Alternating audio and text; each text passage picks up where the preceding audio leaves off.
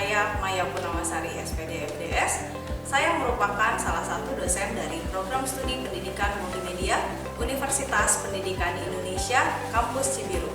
Spesialisasi saya di bidang seni dan desain, dan konsentrasi saya adalah di bidang desain komunikasi visual. Salah satu mata kuliah yang saya ampu adalah mata kuliah fotografi dasar. Mata kuliah ini merupakan mata kuliah wajib di semester ganjil. Mata kuliah ini memiliki kode mata kuliah PM111. Mata kuliah fotografi dasar merupakan mata kuliah praktikum dengan bobot SKS 3 SKS, di mana di dalamnya terdapat 1 SKS teori dan 2 SKS praktikum. Mata kuliah praktikum ini memiliki modul pembelajaran dan juga modul ajar, modul praktikum sebagai panduan mahasiswa dalam melaksanakan kegiatan secara mandiri.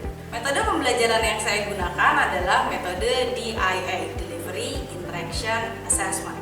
Delivery adalah cara saya menyampaikan materi kepada mahasiswa. Metode yang saya gunakan adalah metode ceramah dan juga diskusi, dilakukan tatap muka secara langsung di ruang kelas dan di ruang laboratorium menggunakan alat-alat yang disediakan.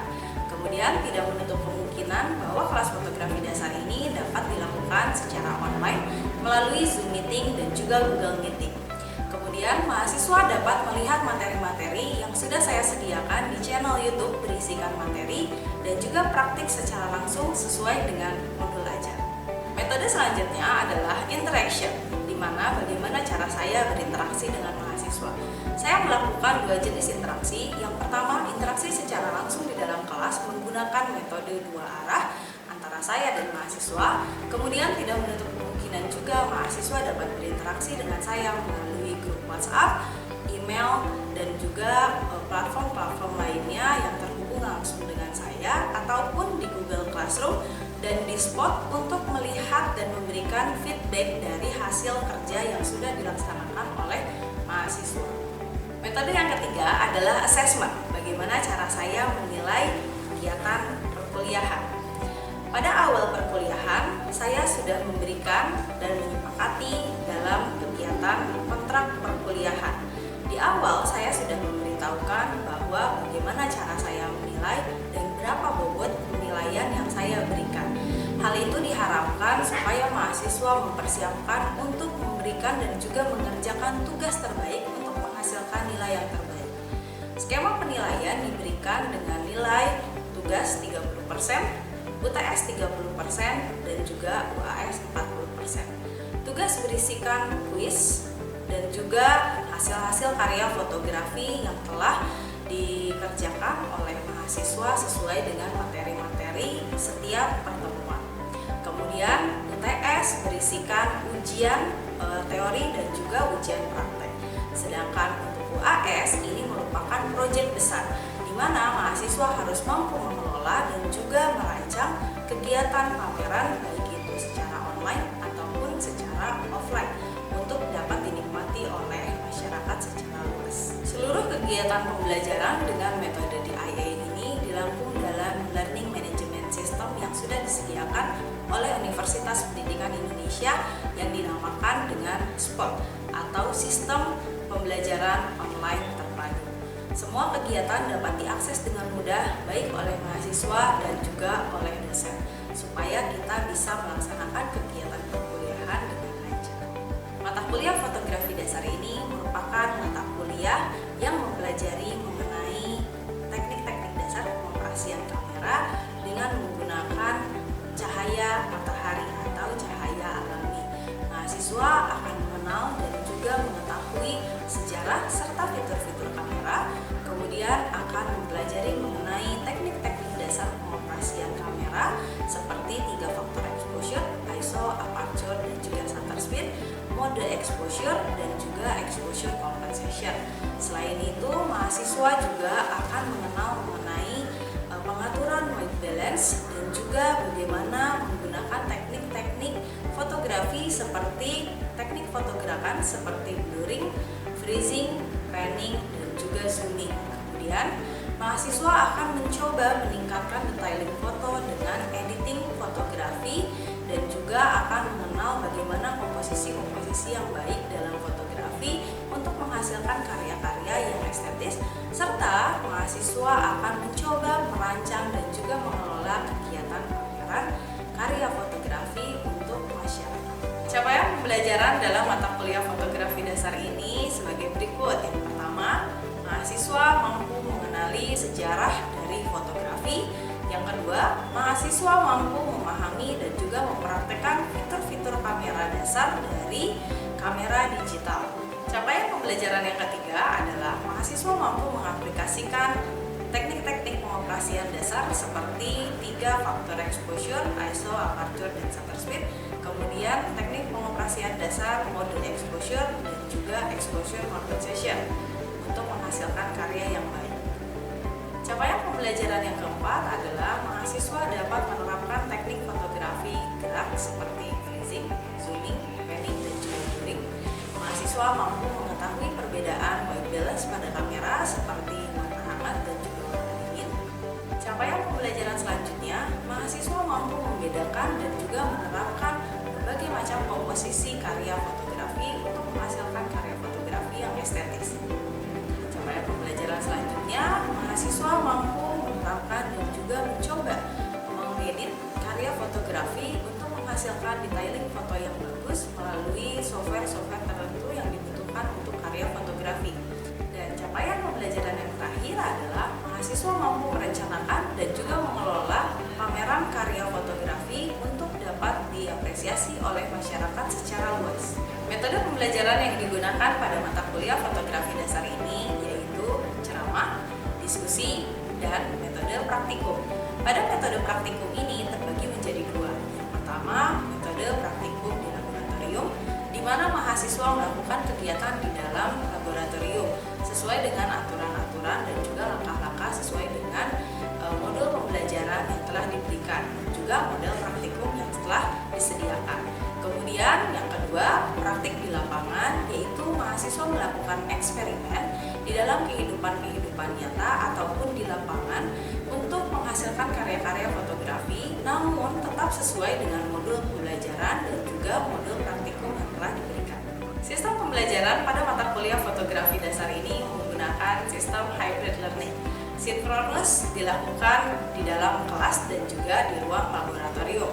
Kemudian asinkronus menggunakan model pembelajaran, modul praktikum, dan juga video-video pembelajaran yang telah disediakan di channel YouTube dan juga media-media pendukung yang lainnya.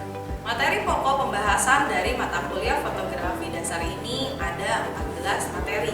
Materi ke-1 mengenai sejarah fotografi, materi kedua mengenai fitur-fitur yang ada di dalam kamera digital, materi ketiga mengenai 3 faktor utama dari exposure yaitu ISO, aperture, dan shutter speed. Materi keempat adalah penerapan konsep stop. Materi kelima adalah penggunaan jenis mode exposure. Materi keenam merupakan pengenalan terhadap exposure compensation.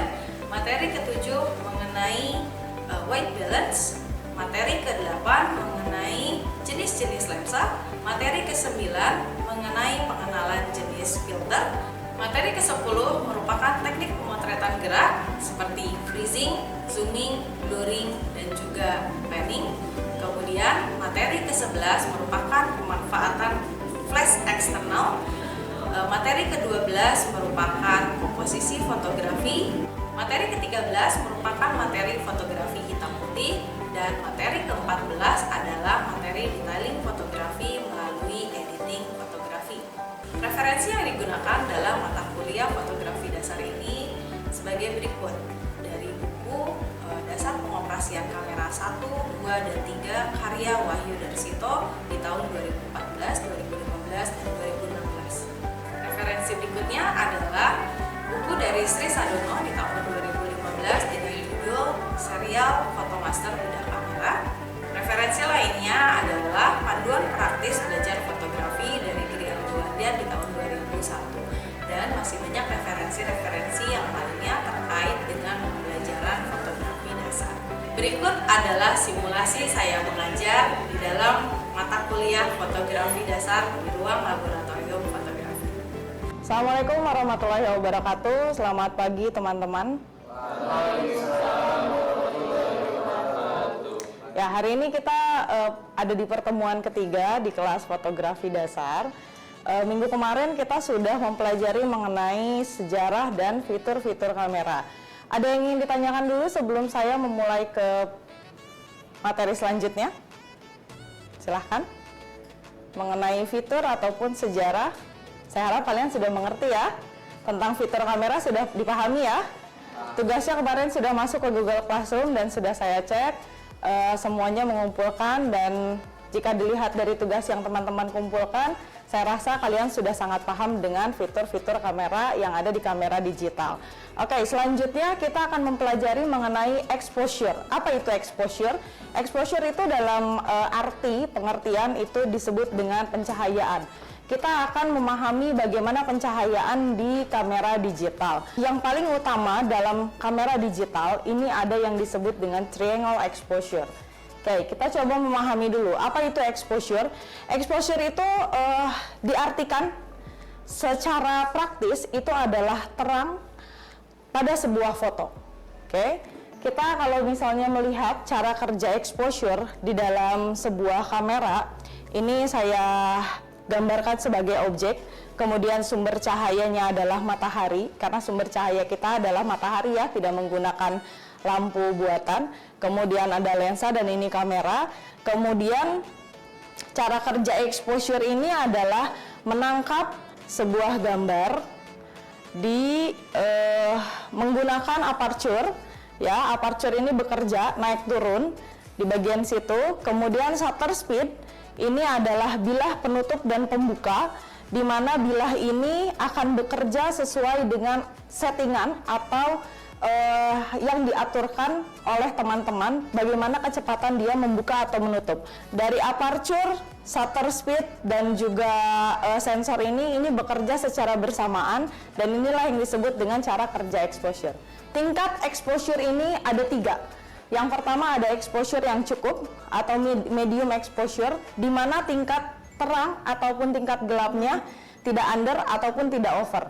Kita akan lihat 3 faktor exposure yang paling utama, dan ini adalah exposure, 3 faktor exposure yang harus kalian pahami. 3 faktor exposure utama ini adalah ISO atau yang disebut dengan sensitivitas sensor. Tadi ya kita lihat di cara kerja exposure. Kemudian ada aperture. Aperture ini adalah bukaan lensa, lebarnya bukaan lensa. Dan yang ketiga adalah shutter speed atau kecepatan rana. ISO ini adalah International Organization of Standardization. ISO itu dari yang terendahnya adalah 100, angka terendahnya adalah 100. Kemudian angka tertingginya bisa mencapai 25.600, atau standarnya biasanya di kamera-kamera semi profesional ataupun yang belum profesional biasanya mentok di 6.400. Kalau misalnya yang paling rendahnya adalah 100, kemudian setelah 100 ini 2 kali lipatnya 100 adalah 200. Kemudian 2 kali lipatnya 200, 400, 400 2 kali lipatnya 800, dan seterusnya sampai ke angka tertinggi. Oke, ini ya salah satu contohnya gambar yang dihasilkan menggunakan ISO 100, ISO 320, dan ISO 800. Ini sangat terang dan itu yang disebut dengan underexposure. Ini cukup. Kemudian kita lanjutkan pada penggunaan aperture. Aperture itu apa sih? Aperture itu biasanya disebut dengan f-stop. Nah, aperture ini kata lainnya diafragma. Kalau tadi yang disebut ISO itu adalah ASA dan bin, aperture ini biasa disebut dengan kata diafragma. Ya, jadi diafragma ini dilambangkan dengan huruf F. Nah, ini adalah bukaan terlebar di angka f1,8 ya. Sedangkan F tersempit atau bukaan paling sempit ini adalah f11. Tapi kalau di kamera teman-teman itu nanti ada f22 biasanya ya. Itu dia bukaannya lebih sempit lagi. Penggunaan aperture itu kalian bisa gunakan untuk objek-objek yang memang kecil ataupun luas. Misalnya kalau misalnya objeknya kecil, kalian menginginkan bokeh atau blur yang banyak, kalian bisa menggunakan bukaan yang lebar 1,8, 2,8 ataupun 4. Kalau misalnya kalian sedang memotret pemandangan, kalian jangan menggunakan bukaan yang lebar. Kenapa? Karena nanti pemandangan-pemandangan yang indah seperti daun-daun ataupun lautan nanti jadinya blur. Ya, jadi gunakan bukaan yang sempit. Oke, sekarang kita lihat bagaimana skala dari aperture ini. Kalau tadi 2 kali lipatnya, yang ini bagaimana? Ini pun sama teman-teman, 2 kali lipatnya. Kita lihat dari angka yang paling kecil ya, biar teman-teman tidak bingung. F2 ke F2,8, kemudian ke F4, kemudian ke F5,6. Bu, ini bukan 2 kali lipatnya. Cara menghitungnya bagaimana? Ini diselang 1. Jadi yang 2 itu lompatnya lompat 1 angka langsung ke angka 4. Nah, ini salah satu contohnya ya. Untuk F1,8 yang fokus hanya di benda ketiga. 2,8 sudah mulai membuka ke benda yang ada di depannya atau di samping kanan kirinya. F4 sudah mulai jelas. Oke, dan yang terakhir kita akan mengenal shutter speed. Oke, shutter speed itu apa? Shutter speed itu adalah kecepatan rana. Ya, jadi tidak bisa diartikan kalau misalnya di fotografi itu shutter speed adalah kecepatan. Nah, karena kita di fotografi, jadi ini ada tambahan katanya, kecepatan rana atau exposure time. Ya, nah kecepatan ini untuk apa sih Bu? Kecepatan ini adalah rentang lama waktu kalian mengambil cahaya. Jadi kalau misalnya tadi kan ada ya di diagram ada bilah yang membuka dan menutup. Kalau misalnya kalian mengambil waktu yang lama, mengambil waktu yang cukup lama, bilah itu akan terbuka cukup lama. Kalau bilahnya terbuka cukup lama, cahaya yang masuk itu akan banyak. Ya, akhirnya akan mendapatkan cahaya yang cukup terang atau bisa jadi overexposure. Tapi kalau misalnya kalian menggunakan aperture yang bukaannya sempit, misalnya butuh cahaya yang banyak, kalian bisa menggunakan waktu yang lambat. Kemudian kita lihat ini skala dari shutter speed. Skala dari shutter speed juga sama teman-teman. 2 kali lipat dari angka sebelumnya. Kita lihat dari angka yang paling kecil 1/2. Lompat jadi 1/4, lompat ke 1/8. Hanya dari 1/8 ini ada perbedaan. Angka 8 ini 2 kali lipatnya harusnya berapa? 16. Dari 16 dia tidak jadi 16, tapi menjadi 15. 2 kali lipatnya 60 seharusnya 120, tapi ini jadi 125. Jadi yang berbeda dari penghitungan skala shutter speed ini hanya ada 2. Angka 8 dan angka 60. Itu yang harus diingat ya. Oke, jadi angkanya semakin cepat, itu angkanya semakin besar, itu semakin cepat bergerak bilah penutupnya ya. Semakin lambat ya, semakin lambat juga bilah penutup bergerak. Oke, bisa dipahami ya? Bu, jadi seperti apa nih kalau misalnya kita pakai shutter speed? Kita lihat, kalau misalnya kita menggunakan angka kecil 1/10 misalnya atau 1/8, itu disebut dengan slow speed. Akhirnya kita bisa mendapatkan gambar seperti ini ya. Gambarnya buram ya, tidak jelas bentuknya apa. Kalau misalnya kita menggunakan medium speed seperti 125, itu masih medium speed. Objek sudah mulai terlihat jelas, tapi masih ada blur karena dia masih bergerak. Nah, kalau kita menggunakan fast speed atau menggunakan speed yang cepat, kita akan membuat benda menjadi freeze atau berhenti bergerak. Seolah-olah dia tidak bergerak padahal sebetulnya sedang bergerak. Itu ya di gambar yang paling akhir ya. Oke. Seperti itu ya. Oke, ini skenario penerapan shutter. Kalau misalnya teman-teman sedang menangkap objek yang berkecepatan tinggi, misalnya motor lagi ngebut, mobil lagi ngebut, burung sedang terbang, gunakan 1/4000 atau di atasnya. 2000 biasanya untuk burung itu masih terlihat gerakan sayapnya, nggak akan terlalu freeze ya. Kalau misalnya kecepatan yang sedang bisa menggunakan 1000 sampai 2000, kayak orang lagi main basket atau lagi main bola. Tapi kalaupun misalnya main bolanya yang kayak di lapang besar, itu biasanya nggak akan sampai ke 2000, harus ke 4000. Kemudian kalau kecepatannya stabil bisa di 250 ataupun 500.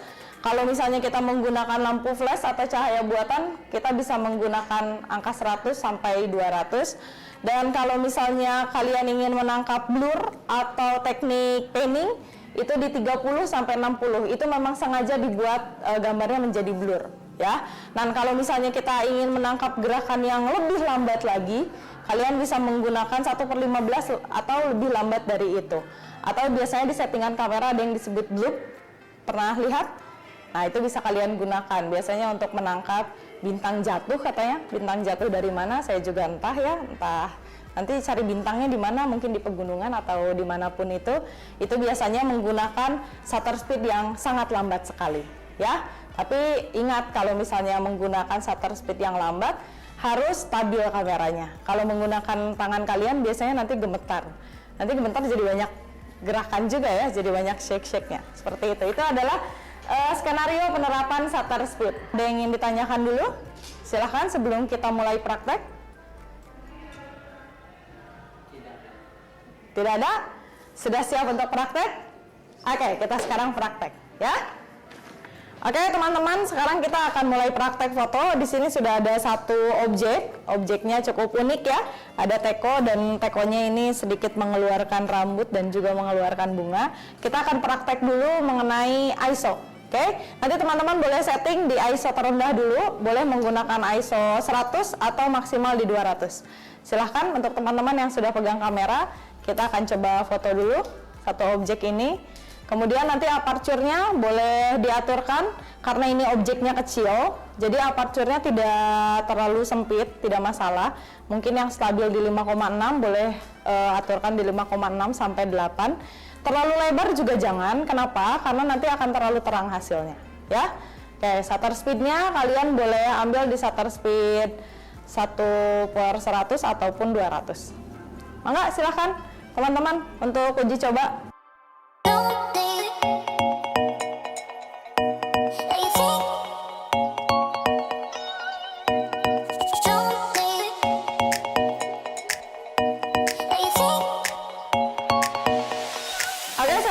Praktek mengenai aperture. Di sini sudah ada teman-teman yang akan menjadi objek foto. Di sini ada 5 orang. Nanti teman-teman boleh menggunakan aperture paling lebar di 1,8 untuk yang menggunakan lensa fix. Kemudian nanti fokuskan sama Aji yang paling belakang. Nanti apa yang terjadi dengan gambar di sampingnya. Kemudian setelah itu nanti kalian menggunakan aperture yang lebih sempit. Mungkin di f8 atau f11 untuk bisa menangkap semua objek secara bersamaan dan juga fokus. Oke, yuk coba sama Ismail, boleh?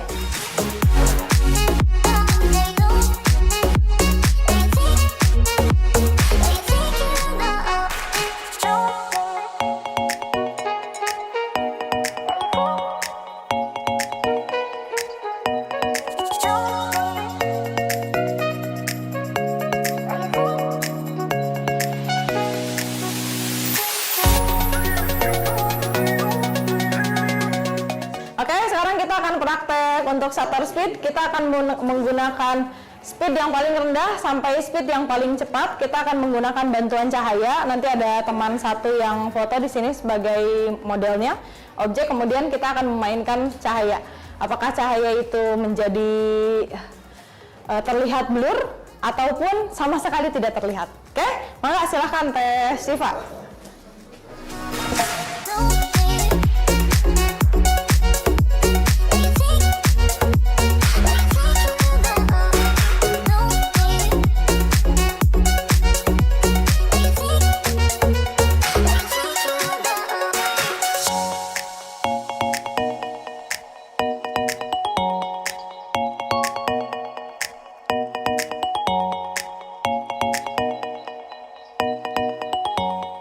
Oke teman-teman, tadi teman-teman sudah praktek mengenai 3 faktor exposure dari mulai ISO, shutter speed, dan juga aperture.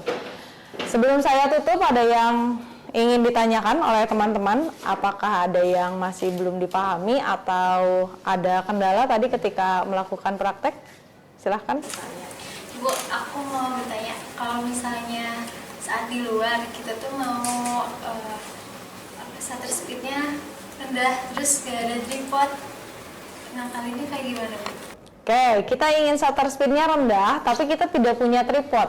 Nah, kita bisa mencari sandaran-sandaran lainnya. Semisal ada meja, kita bisa taruh di atas meja. Ada kursi, kita taruh di atas kursi. Tapi jangan taruh di alas yang tidak stabil. Seperti apa? Misalnya di atas batu yang tidak rata. Itu kan selain dari mungkin nanti posisi gambarnya akan miring, bisa jadi kamera terjatuh. Artinya itu kan tidak aman ya untuk kamera teman-teman. Nah, ada baiknya kalau misalnya memang sedang di luar, ada kondisi atau ada tempat yang bisa disandarkan dengan aman, boleh disandarkan. Tapi kalau misalnya sedang di luar ruangannya, misalnya di pegunungan atau tempat-tempat yang sedikit berbahaya, jangan taruh kamera kalian di tempat yang mudah terjatuh, seperti itu. Gitu sih, Pak. Cukup menjauh ya. Oke, ada lagi?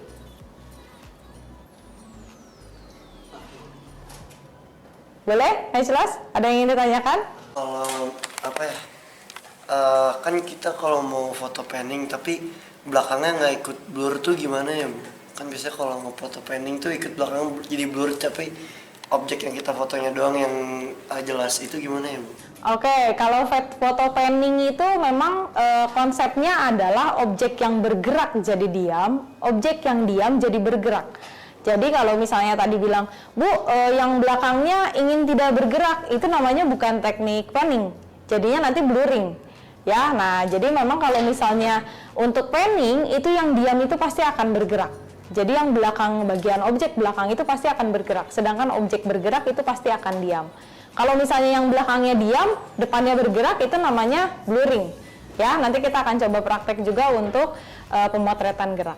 Cukup? Tidak ada yang bertanya lagi? Oke, sekarang saya akan coba mengevaluasi lagi atau memaparkan kembali. Tadi untuk faktor pertama untuk yang ISO, masih ingat teman-teman untuk menggunakan ISO rendah? Ya, kalian bisa menggunakan di dalam ruangan menggunakan ISO 100 sampai 200. Kemudian kalau misalnya cahayanya redup atau kurang terang, kalian menggunakan ISO tinggi. ISO tinggi itu berapa? 800 ke atas, 800, 1600 sampai seterusnya, ya.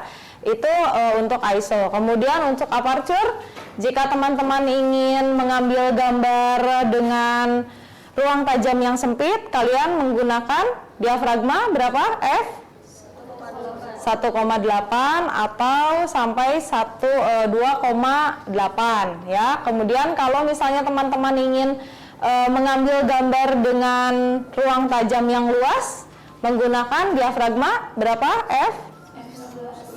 F11 atau seterusnya ya, bisa 16 ataupun 22. Kemudian untuk shutter speed, teman-teman menggunakan shutter speed yang rendah jika memang menginginkan efek-efek blur ataupun kesan-kesan seperti tadi ya yang kita sudah praktekkan, cahaya yang membekas ataupun memang benda-benda yang diinginkan terlihat lebih lambat. Tapi kalau misalnya teman-teman ingin freezing, artinya kalian harus menggunakan shutter speed yang tinggi. Seperti foto apa?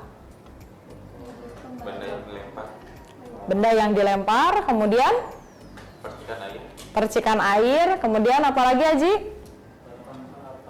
Motor yang sedang kebut, misalnya lagi balapan atau mobil yang sedang balapan, atau bisa jadi kegiatan lari ya. Nah, itu menggunakan shutter speed yang tinggi. Oke.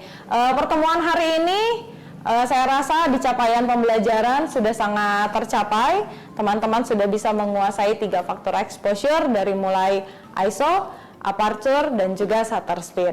Oke, jika tidak ada yang ingin ditanyakan, nanti kita akan ada assignmentnya dari mulai penggunaan ISO tadi, ISO rendah, ISO tinggi, kemudian aperture dengan bukaan sempit dan bukaan paling lebar, dan juga shutter speed tadi. Dari shutter speed ada 8 foto yang nanti harus kalian serahkan dari mulai yang slow speed, dari yang paling rendah sampai yang fast speed, sampai yang kecepatan paling tinggi. Itu nanti ada 8 runutan dengan tadi objek yang sama ya, yang memainkan lampu. Oke, jika tidak ada yang ingin ditanyakan lagi dan cukup jelas, saya tutup kelas hari ini. Terima kasih banyak. Sampai bertemu di pertemuan selanjutnya. Assalamualaikum warahmatullahi wabarakatuh. Demikian video pengajaran yang bisa saya sampaikan. Video tersebut merupakan salah satu syarat